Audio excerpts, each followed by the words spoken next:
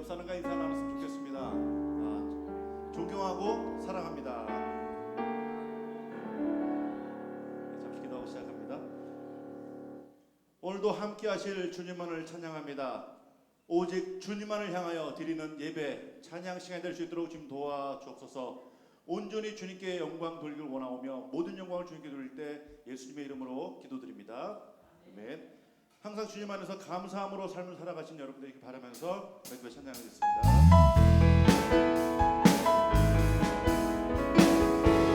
여호와를 즐거이 불러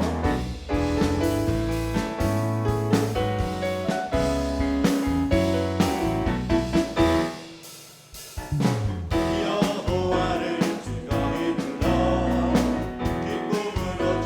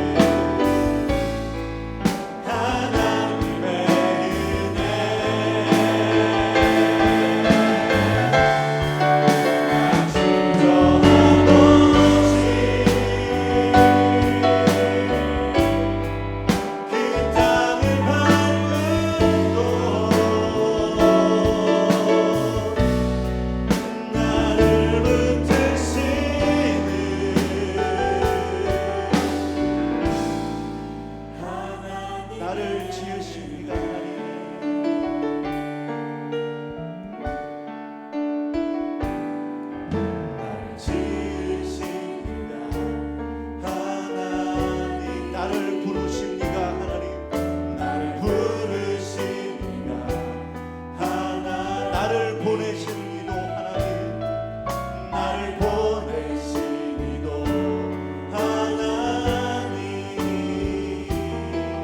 나의 다 된 것은 다 하나님 은혜라.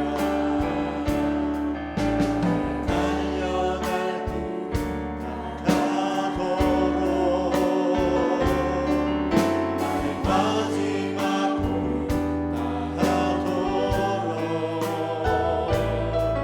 나를 의식자가 굳게 하시니 나의 다 된 것은 다 하나님 은혜라.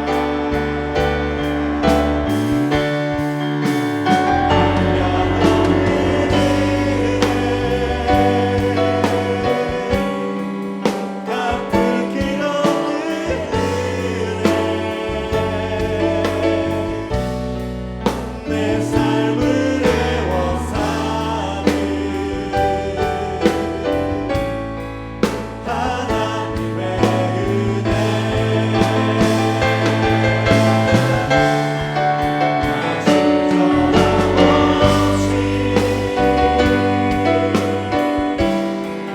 그 땅을 밟고도 나를 붙드시는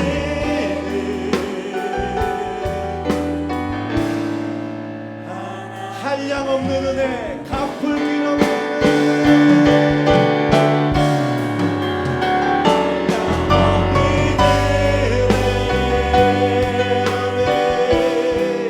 갚을 길 없는 은혜, 내 삶을 애워사는, 내 삶을 애워사는 하나님의 은혜.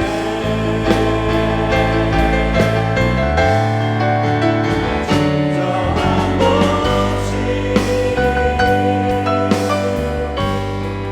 그 땅을 밟고도 나를 붙드시는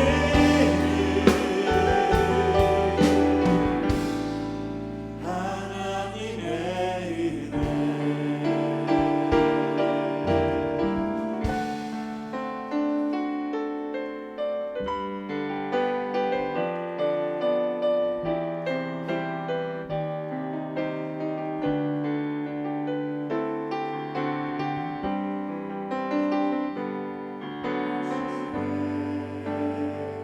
그 섬김이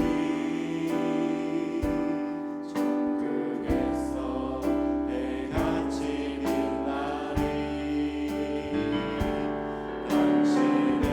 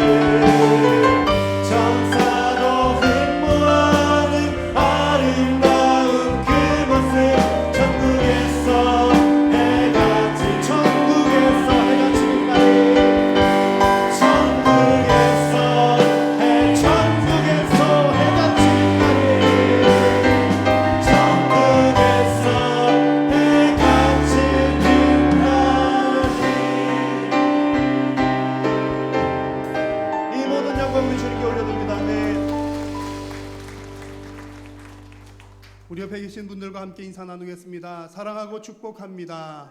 사랑하고 축복합니다. 할렐루야. 그의 성소에서 하나님을 찬양하며 그의 권능의 궁창에서 그를 찬양할지어다. 아멘.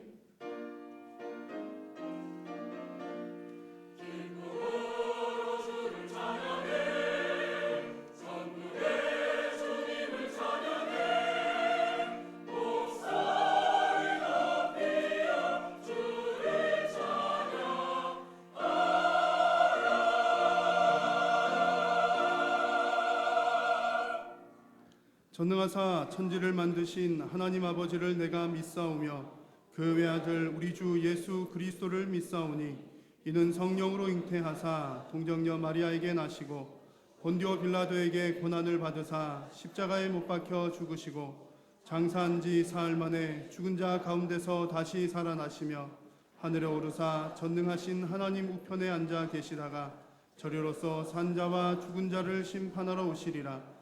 성령을 믿사오며 거룩한 공회와 성도가 서로 교통하는 것과 죄를 사하여 주시는 것과 몸이 다시 사는 것과 영원히 사는 것을 믿사옵나이다. 아멘. 한 주간의 삶을 돌아보며 참회의 기도를 드리겠습니다.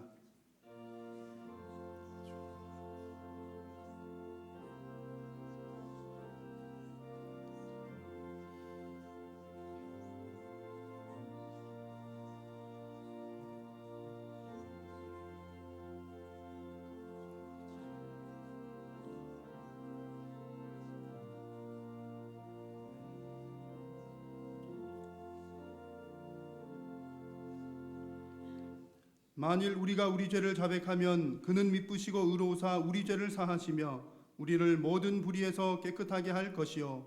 아멘.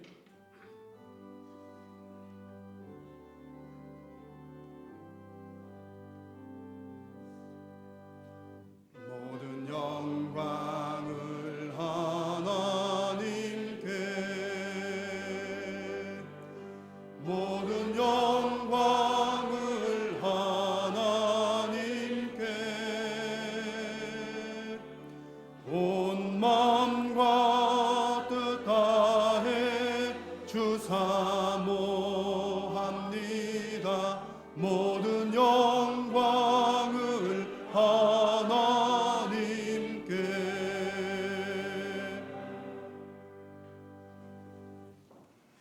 제1은 너는 나 외에는 다른 신들을 내게 두지 말라.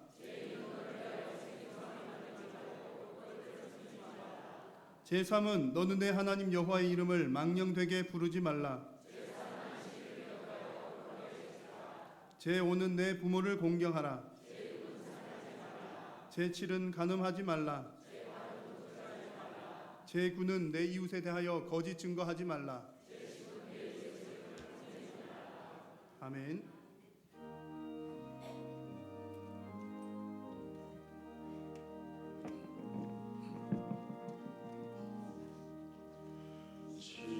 지금까지 지내온 것 주의 크신 은혜와 한이 없는 주의 사랑 어찌 이루 말하랴. 자나깨나 주의 손이 항상 살펴주시고 모든 일을 주 안에서 평통하게 하시네. 몸도 맘도 연약하나 새 힘 받아 살았네. 물보듯이 부으시는 주의 은혜 좋다라. 사랑 없는 거리에나 험한 산길에 맬 때 주의 손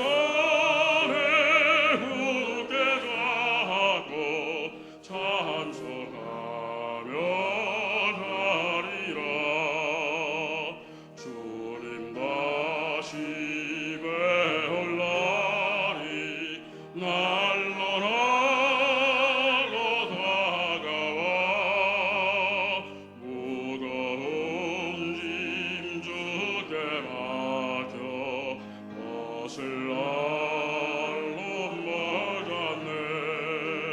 나를 위해 예비하신 고향 집에 돌아가 아버지의 품 안에서 영원토록 살리라.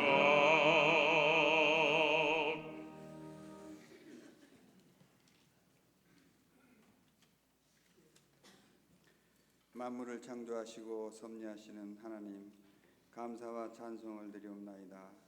때를 따라 은혜의 담비를 내려주시고 보살펴 주시는 주님의 사랑을 감사드리옵나이다. 오늘은 저희들에게 맥주기를 허락하셔서 맥주 감사주일로 섬길 수 있도록 허락해 주시오니 또한 감사를 드리옵나이다. 해마다 때를 따라 풍성한 열매로 저희를 채우시고 궁핍함으로 권하지 않도록 늘 보살펴 주셨지만 저희 인생들은 욕심으로 인하여 먹을 것 입을 것을 쫓아 전전긍긍하며 주님의 영광을 나타내지 못하고 살았음을 이 시간 고백하오니 용서하여 주시옵소서. 주님, 저희들의 마른 심령을 붙잡아 주사 마음을 쏟고 영혼을 쏟으며 회개하지 아니하고는 견딜 수 없는 마음을 주시고 주께서 택하신 자녀로 맡은 바 본분을 다할 수 있는 믿음의 자녀 될 수 있도록 인도하여 주시옵소서. 이 시간 맥주 감사주일로 지키면서 형식적으로 물질만 드리는 것이 아니라 온 마음을 다 바쳐서 주님께 영광 돌리며 주님을 기쁘시게 하는 귀한 은혜의 시간이 되게 하여 주시옵소서. 자비와 사랑이 넘치시는 주님, 이 복된 맥주 감사주일에 여러 가지 많은 세상 가운데 염려와 근심을 주님 앞에 내려놓고 기도하는 주님의 신실한 백성들의 기도를 다 들어 응답해 주시옵소서. 이 귀한 주님의 날 모든 크고 작은 문제들이 다 해결되어지는 놀라운 역사가 나타나게 하여 주시옵소서. 기쁘고 즐거운 마음으로 주님을 찬양할 수 있도록 은혜 베풀어 주시옵소서. 이제 한 해의 절반을 넘기고 남은 절반을 시작하는 첫 주일입니다. 주님, 사랑의 주님, 주께서 뜻하신 바 있어 이곳에 한일교회를 세우시고 지금까지 부흥 성장 발전케 하옵사오니 감사와 찬양을 올려드리옵나이다. 세우신 김성규 사하자 목사님을 너무도 사랑하시는 주님, 질병으로 인하여 어려움을 당하고 있는 주님의 종을 어여삐 여기사 깨끗하게 이 시간 치료하여 주시옵소서. 주님은 살아서 역사하시는 분임을 우리 모두가 알게 하여 주시옵소서. 이 교회의 부흥 발전을 위하여 맡은 많은 직분자들도 세우셨습니다. 모든 직분 맡은 자들이 주님의 명령 따라 최선을 다해 맡겨진 모든 역사들을 잘 감당할 수 있도록 힘주시고 용기 주시옵시고 지혜와 명철 또한 넘치도록 채워 주시옵소서. 주님, 교회 교육기관들이 하절기 수련회를 준비하고 있습니다. 준비하는 중에도 주님의 영광을 나타낼 수 있도록 하여 주시옵시고 수고하는 모든 손길 위에 축복하여 주시옵시고 부족함이 없도록 채워 주시옵소서. 말씀을 들고 단위에 서시는 주의 종을 기억하시고 힘있고 권세 있는 말씀만 증거케 하시고 목마른 영혼마다 성령과 능력의 생수가 되는 은혜의 말씀이 되게 하여 주시옵소서. 아멘. 찬양으로 수종드는 찬양대를 축복하시고 보이지 않는 곳에서 수고하는 모든 손길들을 기억하사 그들의 모든 삶 가운데 부족함이 없이 넘치게 하여 주시옵소서. 저희들을 죄악에서 건져주신 예수 그리스도의 이름으로 간절히 기도드립니다. 아멘.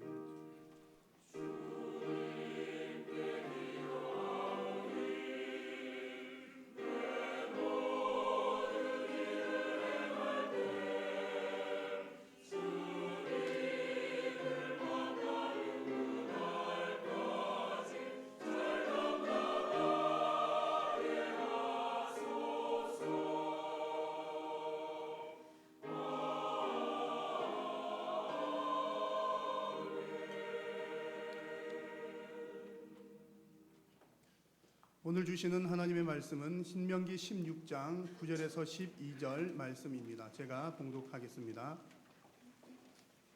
일곱 주를 셀지니 곡식의 낫을 대는 첫날부터 일곱 주를 세어 내 하나님 여호와 앞에 칠칠절을 지키되 내 하나님 여호와께서 내게 복을 주신 대로 내 힘을 헤아려 자원하는 예물을 드리고 너와 내 자녀와 노비와 내 성중에 있는 레위인과 및 너희 중에 있는 객과 고아와 과부가 함께 내 하나님 여호와께서 자기의 이름을 두시려고 택하신 곳에서 내 하나님 여호와 앞에서 즐거워할지니라.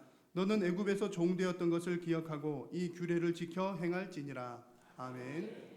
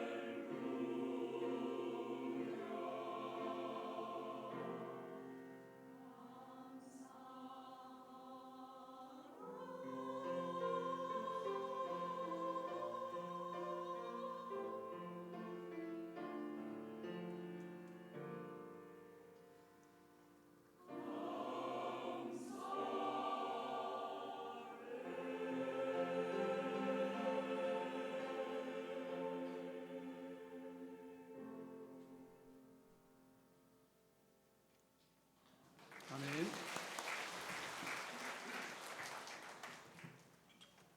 할렐루야.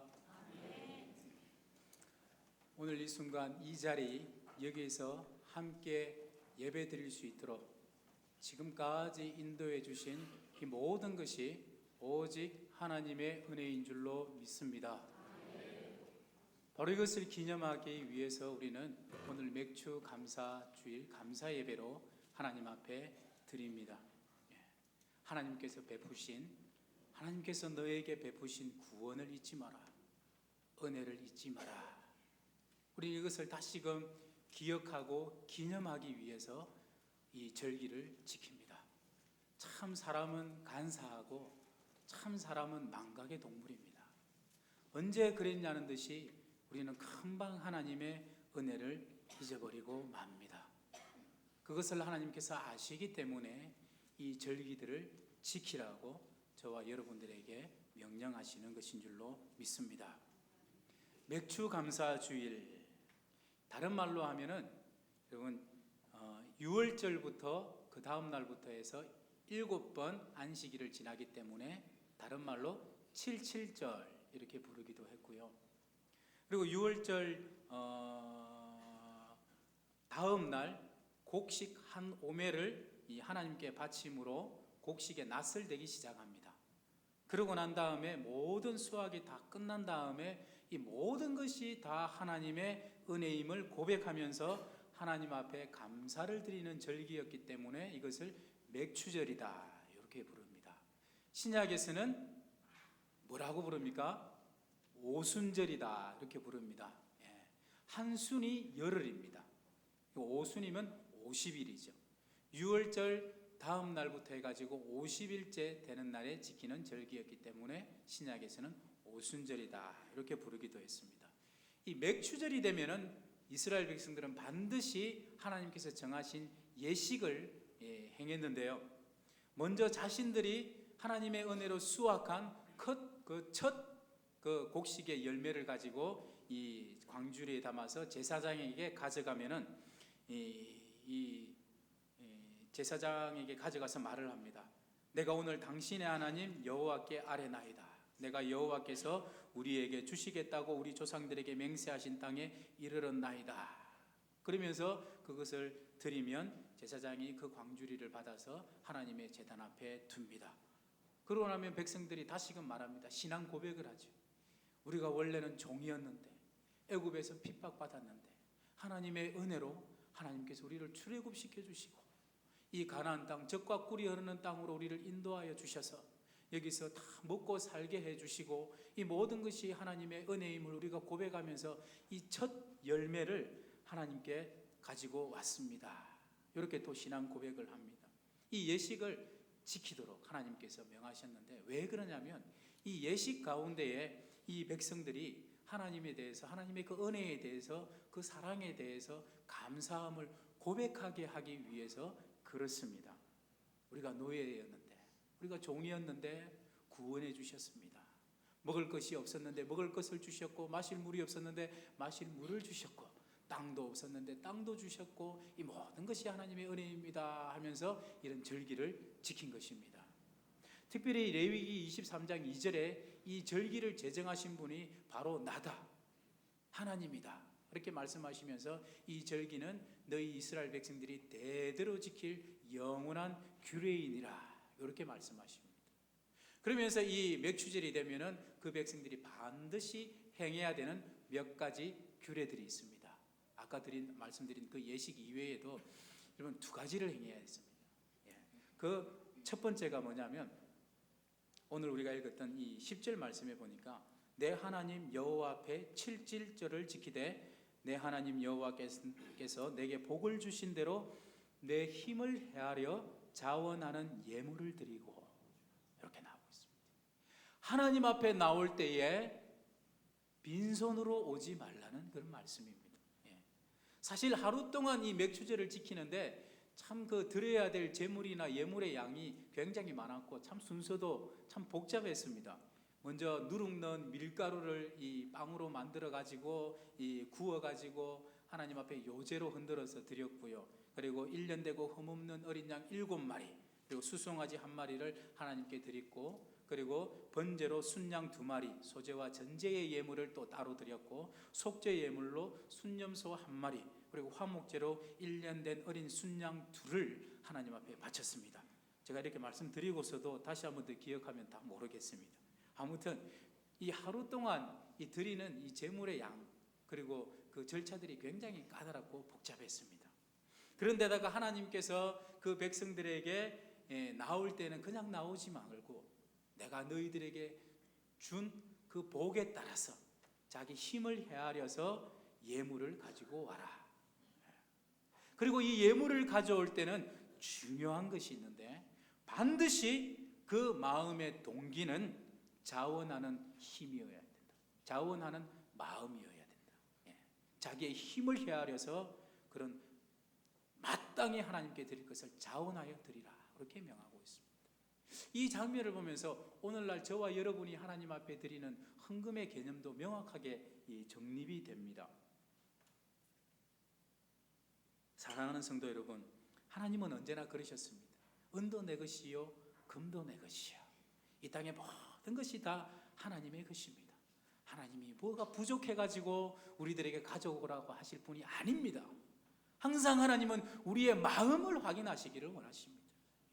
얼마나 네가 나의 은혜에 대해서 감사하고 있는가? 나의 나된 것은 오로지 하나님의 은혜입니다. 이 고백이 너한테 있는가? 그것을 확인하기 위해서 어쩌면 눈에 보이는 증거로 예물들을 가져와라.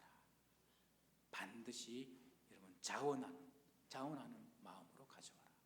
그 자원하는 마음을 하나님은 항상 기뻐 받으셨습니다.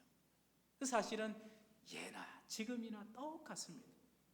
출애굽기 35장에 보면은 이 모세를 선두로 하여서 이 성막을 짓기 위해서 그 백성들이 하나님 앞에 제물을 가지고 나오는데요. 거기에 보면은 계속해서 한 말을 계속해서 반복하고 있는데 그 말이 뭐냐면은 마음이 감동된 모든 자들이 가져왔다. 자원하는 모든 자들이 가져왔다. 마음에 원하는 남녀가 가지고 왔다. 마음에 자원하는 남녀, 자원하는 마음을 계속해서 한 번도 두 번도 아니고 계속해서 강조하고 있습니다.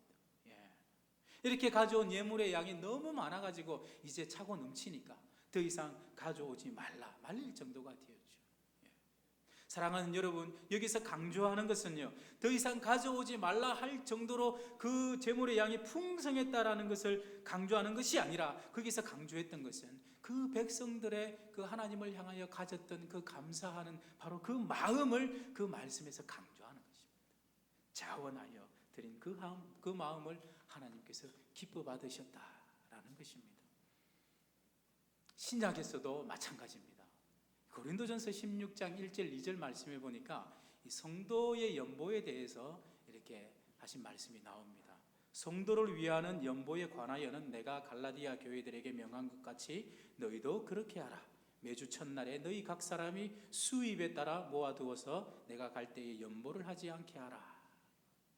각 사람이 수입에 따라 이렇게 번역을 하고 있는데 이 원문에 보니까 자기 수입에 따라 자원하는 마음으로 하나님께 드리라. 그렇게 되어 있습니다.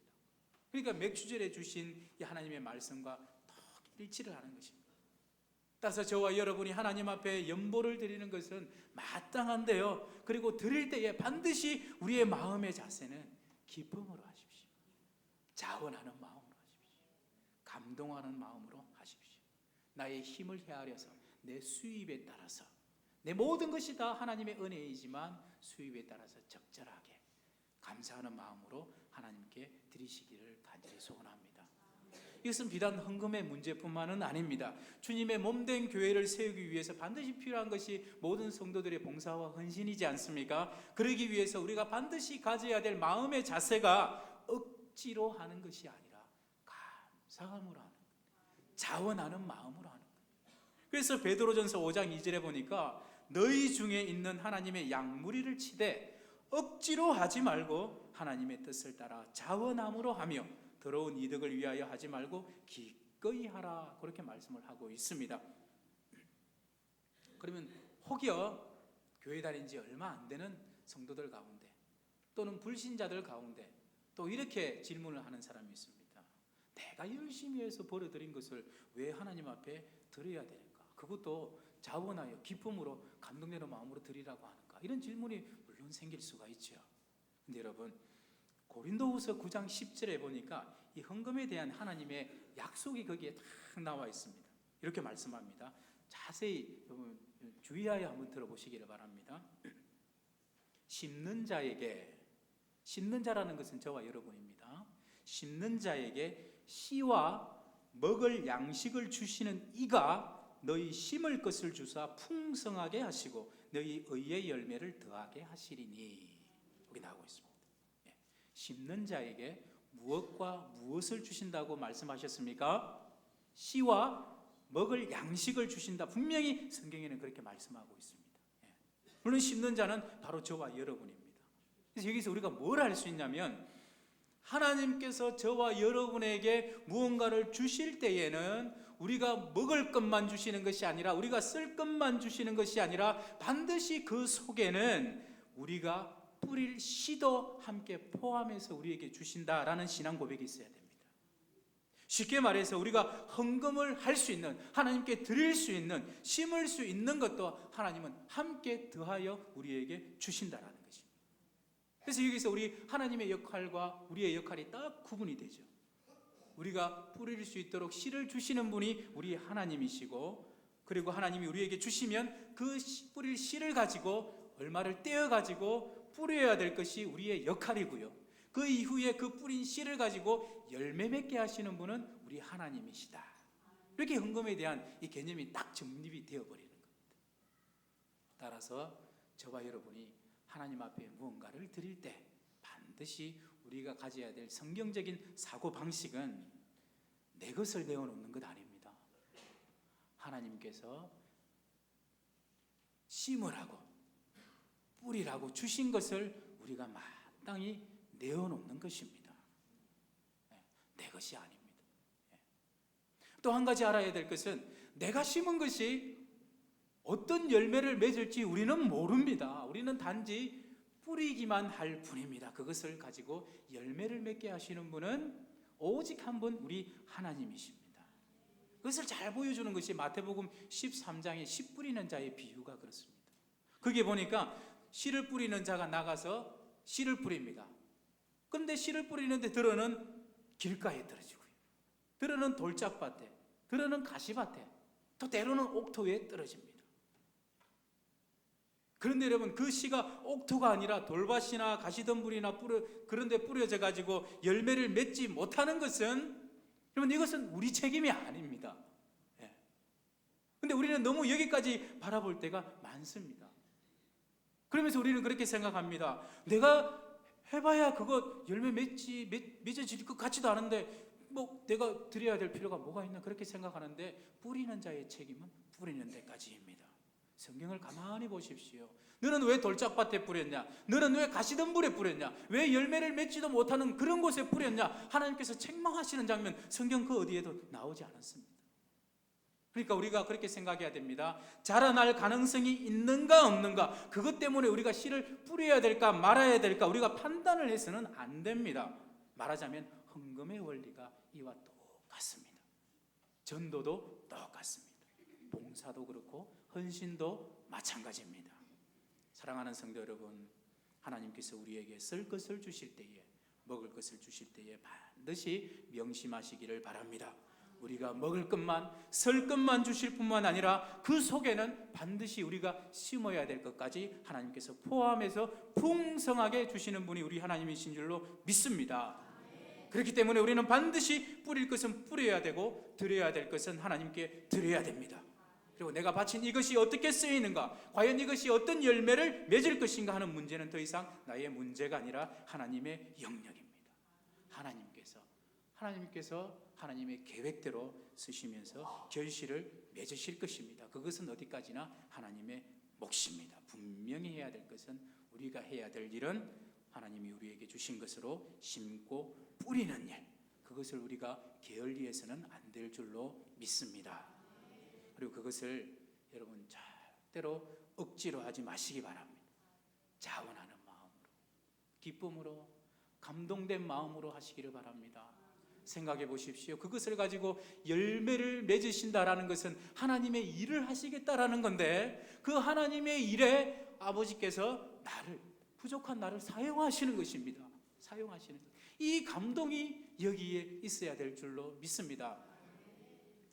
제가 이날 이때껏 살아오면서 하나님 앞에 계속 주기적으로 11조라든지 감사예물, 구제, 성교, 기타 주정헌금, 건축, 구제연금 다 드리고 있지만 지금 제가 드린 예물들 중에 가장 저 개인적으로 감동되었을 때가 언제인가 이 말씀을 준비하면서 한번 딱 생각해 봤는데 딱 한 장면이 너무나 마음 가운데 감동이 되어서 각인이 되었는 장면이 있어서 한번 말씀을 나눌까 합니다.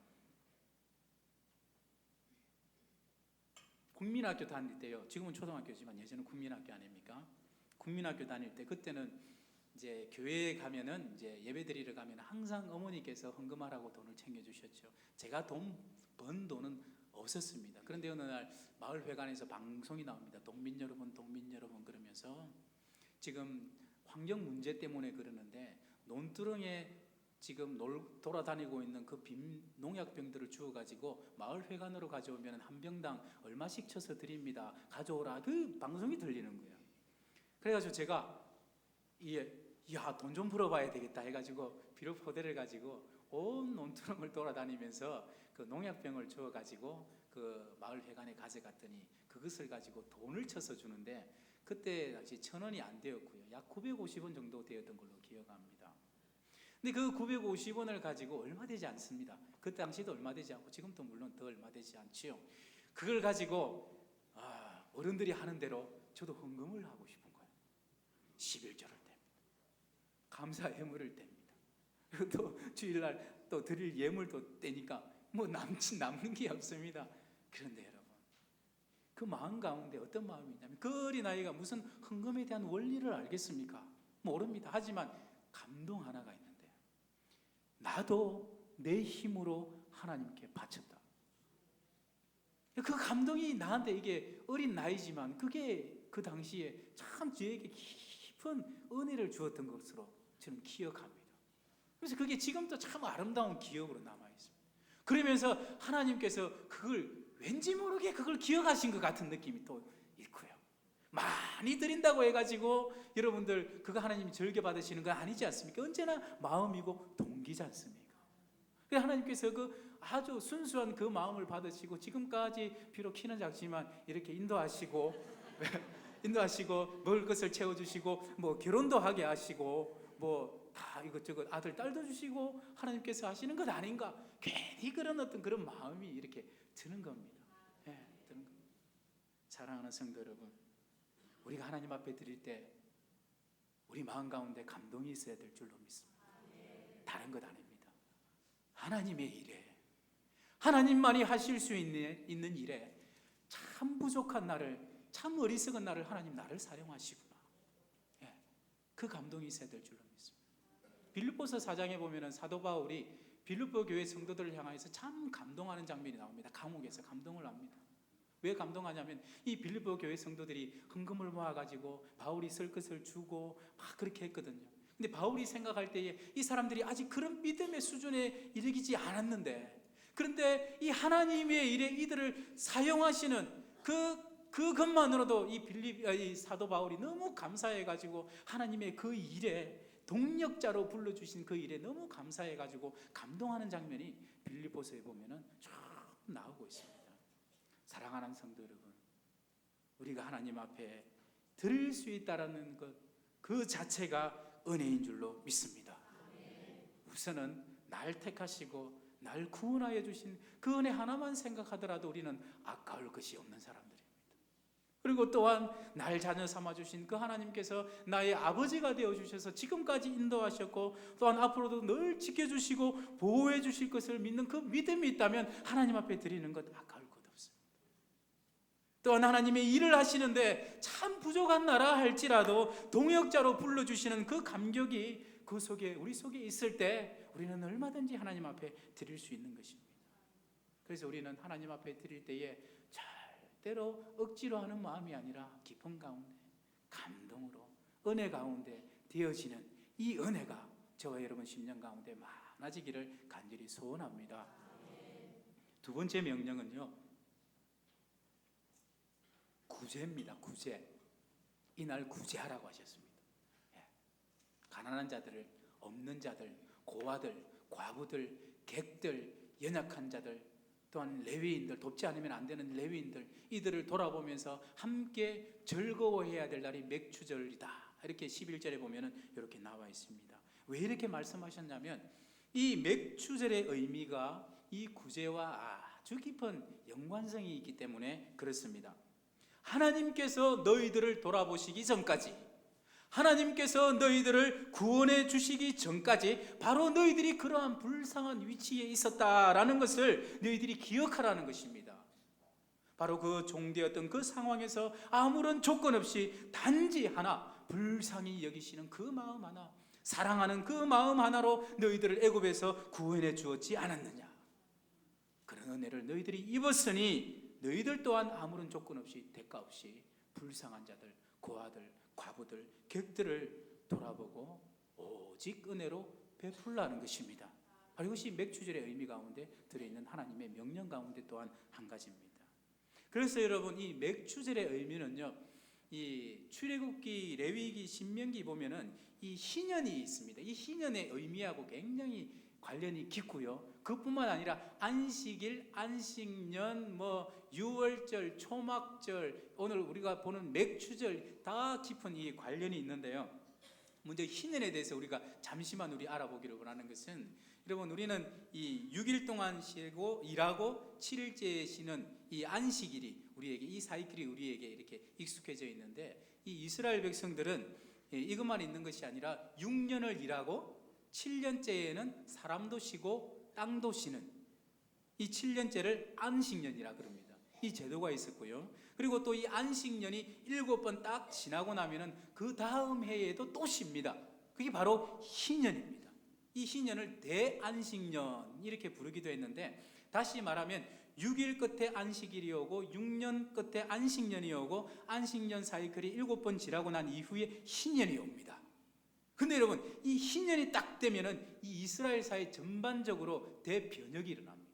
대개혁이 일어나고 큰 회복이 일어나는데 세 가지 회복이 일어납니다. 그 세 가지 회복이 뭐냐면, 첫째는요, 모든 토지는 서로 사고 팔고 했던 그 모든 토지는 아무런 조건 없이 원래 주인에게로 다시 되돌아갑니다. 반환이 되어집니다. 49년 동안 마음대로 사고 팔 수 있었지만 희년이 되면은 원래의 주인에게로, 그간에는 생계가 어려워가지고 먹기 살기 위해서 가지고 있는 땅을 팔 수밖에 없었지만은 딱 50년째 되는 희년이 되면은 원래 주인에게로 돌아갑니다. 땅이 돌아갑니다. 예. 둘째는 모든 노예와 종들에게 해방이 선포가 되고요, 자기 가족들의 품으로 돌아갑니다. 먹고 살기 게 없다 보니까 땅도 팔아야 되고, 그러다 보니까 또 먹고 살기 없으니까 자기 자녀들을 노예로 팔아야 했거든요. 근데 희년이 되면은 다시 돌아갑니다. 그리고 또 희년이 되면은 빚진 자들의 모든 빚이 탕감이 됩니다. 딱 희년이 되면은 그 아침에 그 대제사장이 양강나팔을 길게 봅니다. 그러면 바로 그 순간 모든 빚진 자들의 빚이 더 이상 갚아도 되지 않는 그런 탕감이 되는 이런 큰 세 가지 회복이 일어납니다.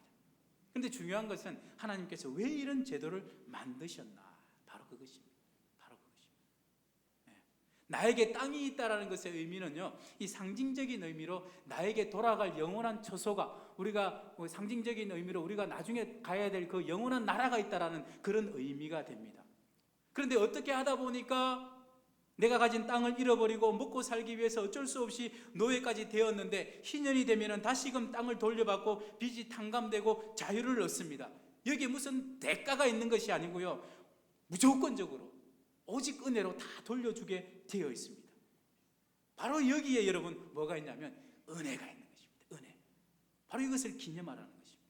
너희가 아무런 조건도 대가도 없이 풀어주고 돌려주고 자유케 하고 탕감하면서 내가 너희들에게 베풀어 주었던, 아무런 조건도 없이 대가도 없이 너희들에게 주었던 그 구원과 영원한 안식을 기억하고 기념하라라는 의미에서 이 희년을 만드신 것이고, 이 맥추절 규례를 정해서 이렇게 지나게 하는 그런 하나님의 깊은 뜻이 여기에 있는 것입니다.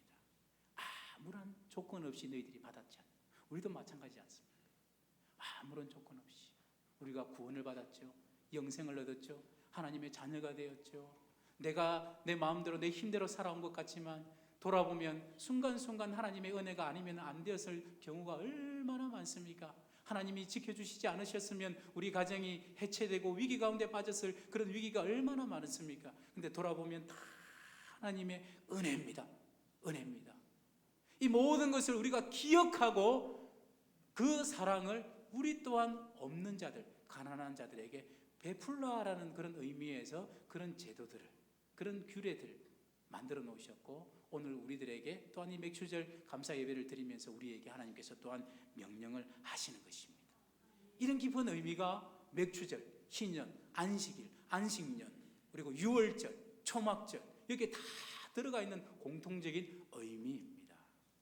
그래서 오늘 우리가 이 맥주 감사 예배를 드리면서 기념하는 것도 여러분 다른 것 아닙니다. 딱 한 가지입니다. 바로 예수 그리스도의 십자가의 그 보혈의 그 사랑을 다시금 기념하고 감사하고 하나님 앞에 다시금 우리 자신을 내어놓는 것입니다. 이사야 61장 1절부터 3절에 보면 이런 말씀이 있습니다. 우리 한번 찾아보겠습니다. 성경책을 가지고요, 찾아보겠습니다. 이사야 61장 1절에서 3절입니다.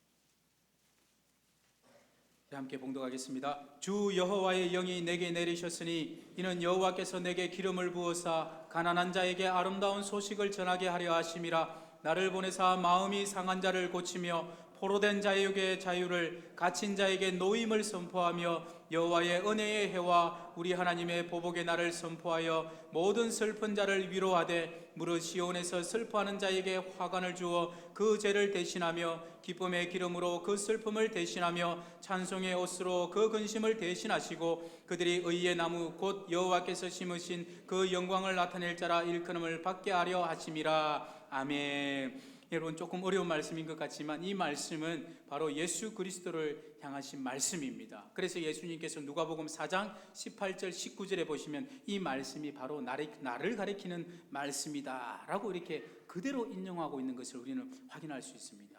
바로 그것입니다.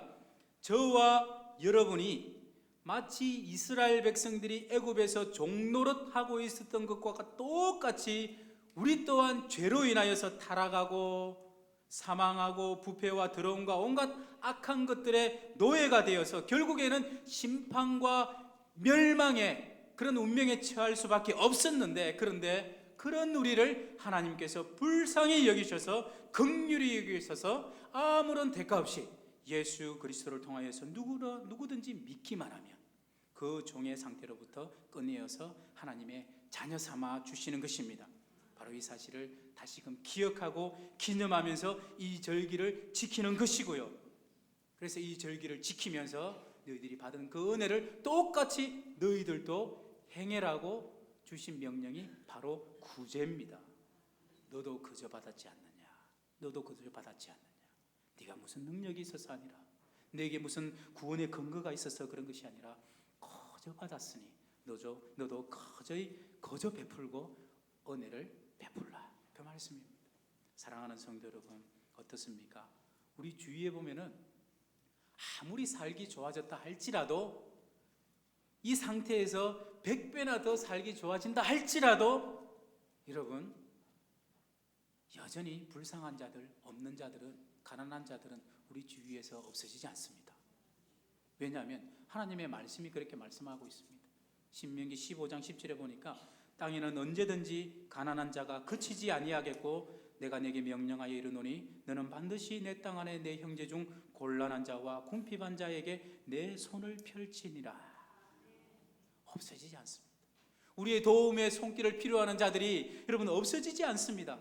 따라서 내가 너에게 명하노니 너는 반드시 내 주위에 내 형제들을 돌아보고 그 가운데 너의 도움을 필요하는 자가 있으면 네 손을 반드시 펴고 돌아보라. 이게 하나님의 명령입니다. 명령입니다. 욥기 22장 24절의 말씀에 보니까 내 보화를 티끌로 여겨라, 오빌의 금을 계곡의 돌로 여기라. 이 말씀의 의미가 뭐냐면 우리에게 주어진 것으로 할 수 있는 한 하나님의 일을 위하여서, 정말 불쌍한 자들을 위하여서 선한 일에 아끼지 말고 베풀라, 그런 말씀입니다. 그러할 때에 하나님께서 주신 약속이 뭐냐면요, 그 욥기 25장 25절에 보니까, 22장 25절에 보니까 그렇게 말합니다. 전능하신 하나님이 너의 보화가 되어주겠다. 네가 그렇게 할 때에 전능하신 하나님이 내 은이 되어주겠다. 우리는 이것으로 끝나는 거다. 이 세상을 창조하시고 모든 것의 주인이 되어주시는 그분이 나의 보화가 되어주겠다. 내 편이 되어주겠다. 내가 너의 하나님이 되어주겠다. 사실 이것보다 더 큰 복은 없습니다. 없습니다. 신약에서는 그렇게 말합니다. 누가복음 6장 33절 다 아시는 구절일 것입니다. 주라 그리하면 너희에게 줄 것이니 곧 후히되어 누르고 흔들어 넘치도록 하여 너희에게 안겨주리라. 너희의 헤아리는 그 헤아림으로 너희도 도로 헤아림을 받을 것이니라. 이게 우리 그리스도인의 삶의 법칙입니다. 하나님의 약속입니다. 약속입니다.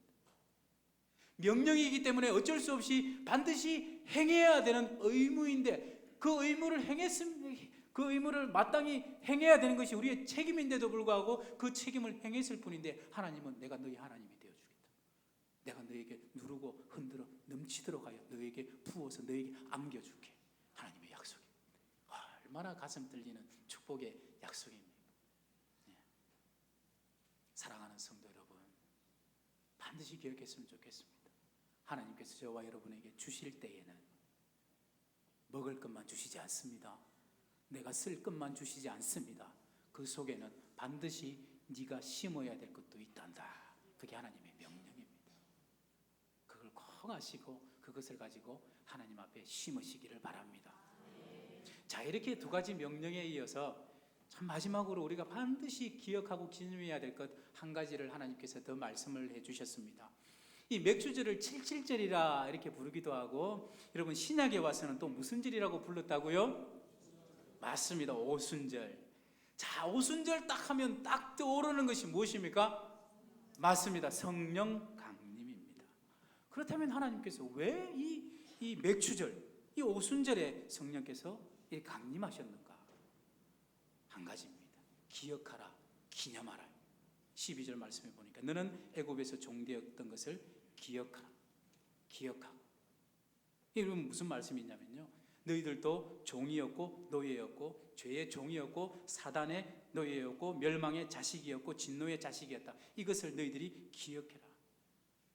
그렇게 죄의 종되었던 우리를, 사단의 노예였던 우리를 하나님께서 불쌍히 여기셔서 아무런 대가나 조건 없이 예수 그리스도를 통하여서 우리를 죄에서 구원해 주셨다라는 것을 기억하고 기념하게 하기 위해서 성령님께서 이 오순절날 모든 성도들의 심령에 임하셨던 것입니다. 그래서 이 오순절 성령 강림을 통하여서 비로소 예수 그리스도의 구속 사역이 이로 부활하시고 성천하심으로 끝난 것이 아니라, 여러분 바로 이 성령 강림을 통하여서 완성을 이루셨습니다. 비로소 이 성령 강림 사건을 통하여서 드디어 하나님께서 그 계획하셨던 그 교회 시대가 드디어 막을 열게 된 것입니다. 어쩌면 구약에서 맥주절을 제정하시고 하나도 빠짐없이 이 모든 규례를 다 지켜 대대로 지켜 행하라 이렇게 명령하신 이유도 바로 이 날을 위함입니다. 장차 모든 성도들의 심령에 임할 성령 강림 사건을 염두에 두시고 상징적으로 이 맥주절을 지키게 하신 것입니다. 그래서 예수님을 믿기만 하면 모든 성도들의 심령 가운데 성령이 임하는 것입니다. 성령이 임하는 것. 요엘 2장 28절 29절 말씀 잘 아시는 구절 말씀입니다. 그 후에 내가 내 영을 만민에게 부어주리니 너희 자녀들이 장래일을 말할 것이며 너희 늙은이는 꿈을 꾸며 너희 젊은이는 이상을 볼 것이며 그때에 내가 또 내 영을 남종과 여종에게 부어줄 것이며. 성령이 임하는 것 아닙니까? 뭐라고 말씀하시냐면 그 후에 내가 내 영을 만민에게 부어주리니. 이 말씀에 따라 여기에 함께 예배하고 있는 예수 그리스도를 믿는 저와 여러분의 모든 심령마다 우리 성령 하나님께서 함께 내주하고 계시는 줄로 믿습니다. 여러분 이 사실이 얼마나 큰 축복입니까? 얼마나 큰 축복입니까? 왜냐면요, 창세기 6장 3절에 보니까 이런 말씀이 있습니다. 여호와께서 이르시되 나의 영이 영원히 사람과 함께 하지 아니하리니 이는 그들이 육신이 됨이라. 즉 인간들이 죄로 인하여서 하나님으로부터 단절되어져서 특별한 은혜 없이는 더 이상 이제는 하나님의 영이, 하나님의 신이, 성령께서 그들과 함께 할 수 없는 존재들이 되어버렸다라고 창세기 6장 3절에서 그렇게 말씀하시는 것입니다.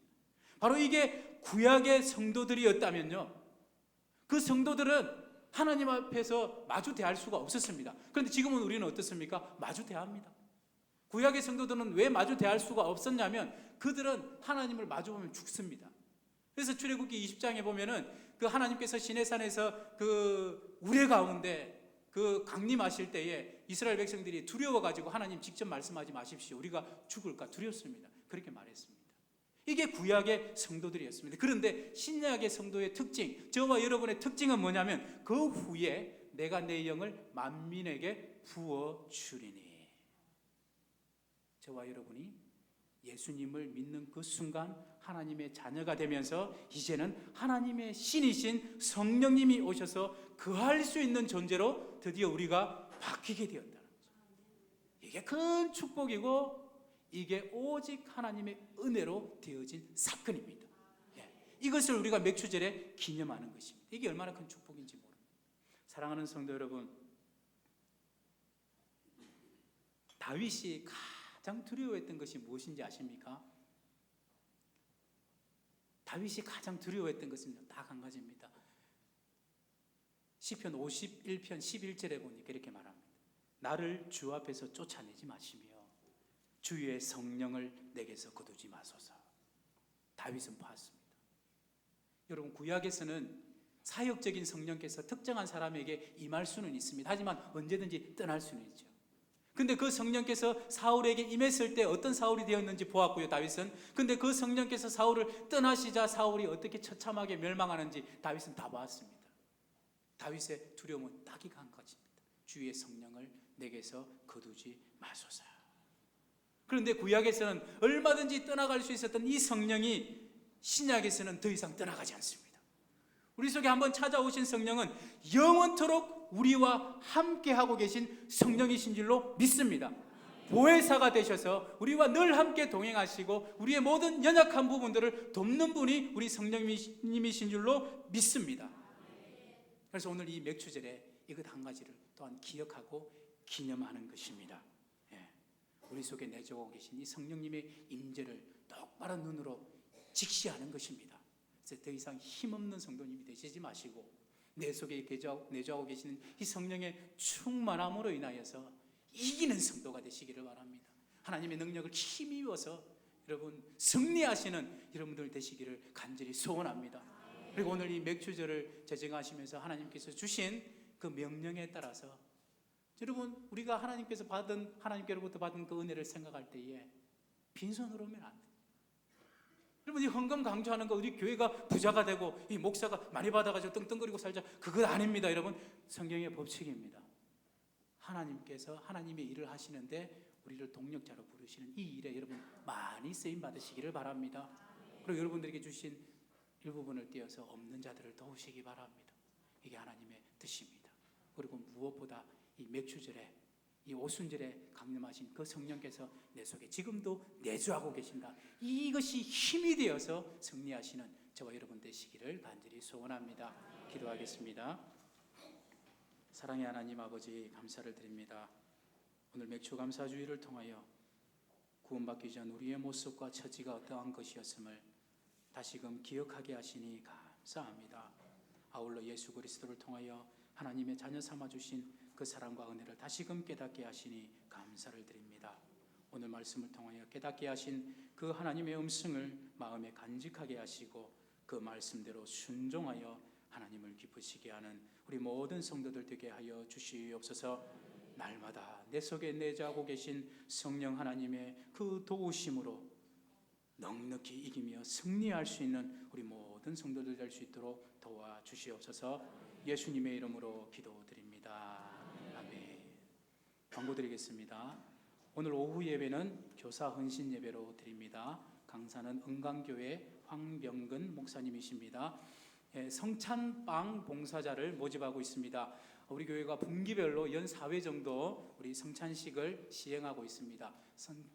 성찬식 때 우리 배병할 우리 이 빵을 직접 만들어 주실 제빵하실 분을 찾고 있습니다. 제빵 기기는 다 있습니다. 교회에 주보를 참조해 주시고 관심 있으신 분은 우리 담당자에게 문의를 해 주시기를 바랍니다. 여러분 이제 7월입니다. 7, 8월은 참 여름 사역이 많습니다. 교육부서 여름 수련회도 있고요. 이 모든 일들을 위해서 기도로서 우리 온 교회가 협력해 주시기를 바랍니다. 2016년도 다니엘 기도회 일정이 정해졌습니다. 9월 19일에서부터 10월 9일까지입니다. 많은 축복의 시간이 되시기를 바랍니다. 나머지 광고는 주보를 참조해 주시기 바랍니다. 찬송가 620장입니다.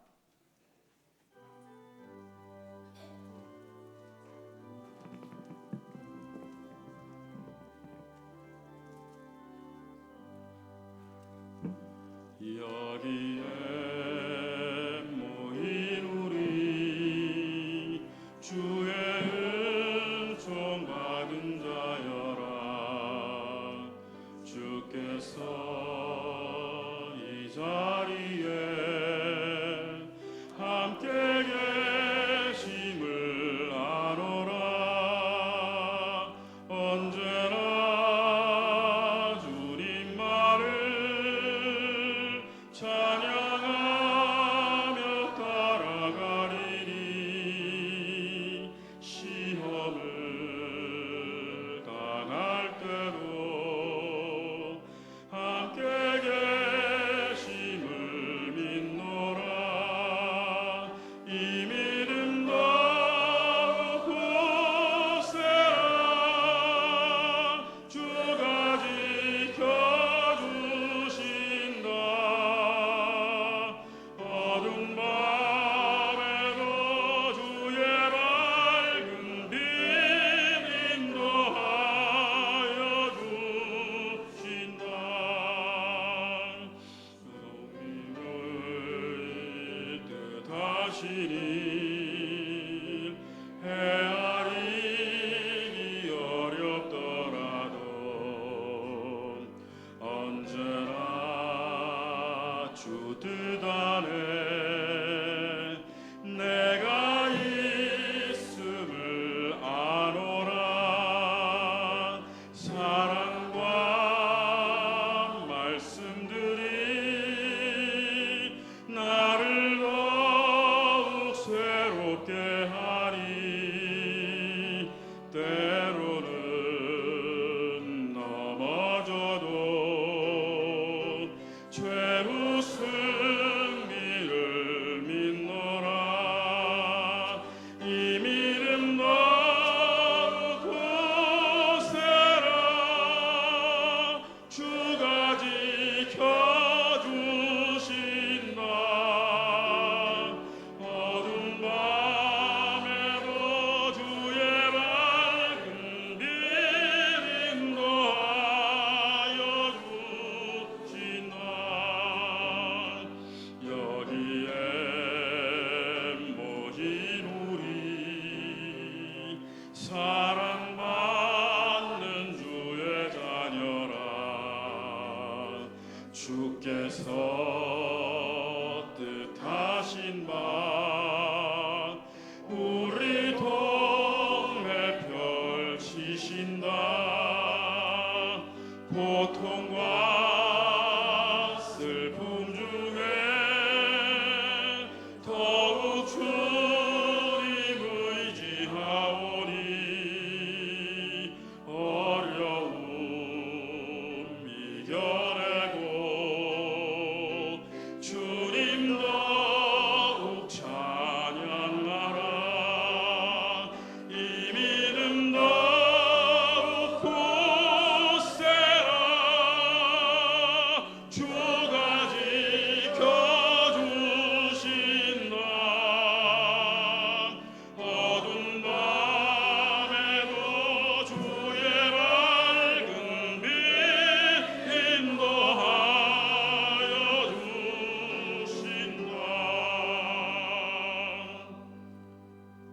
사랑과 은혜가 충만하신 우리 하나님 아버지 은혜를 감사드립니다. 이 시간 온 마음과 뜻과 정성을 다 동원하여 하나님께 감사하면서 맥주 감사절 예물을 봉헌해 올립니다.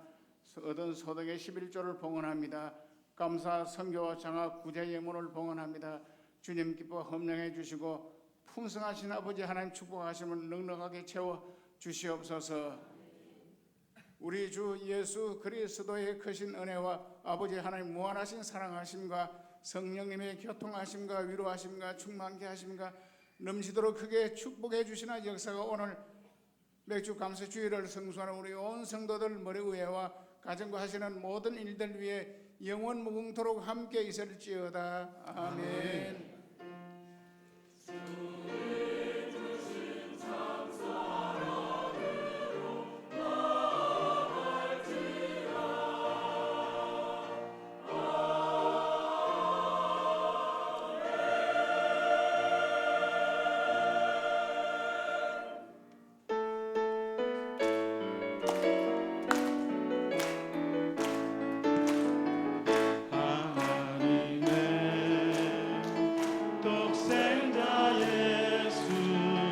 날 위하여